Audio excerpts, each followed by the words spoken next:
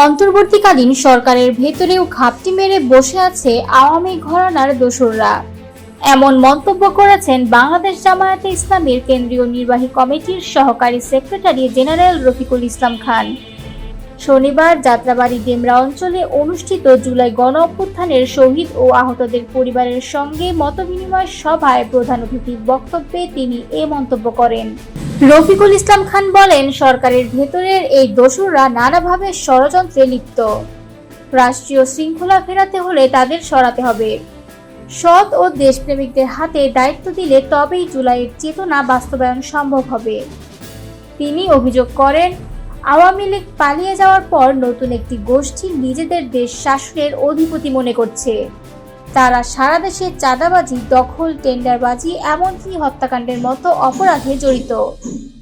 জনগণ এখন অস্থির ও আতঙ্কে দিন কাটাচ্ছে। জামায়াতের নেতা দাবি করেন, বাংলাদেশে কোনো ইসলামী দল চাঁদা দাবি করে না। তাহলে আজ চাঁদা আদায় করছে কারা? জনগণ তা ভালো করেই জানে। তিনি বলেন, জুলাইয়ের যোদ্ধারা শুধু সাহস নয়, নিজের জীবন উৎসর্গ করেছেন। তাদের জাতীয় বীর ঘোষণা করতে হবে।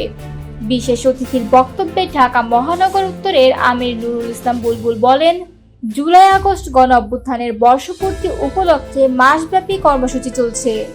শহীদ পরিবার ও আহতদের পাশে দাঁড়ানো, গণহত্যার বিচার এবং রাষ্ট্র সংস্কারের দাবি জানানো হচ্ছে।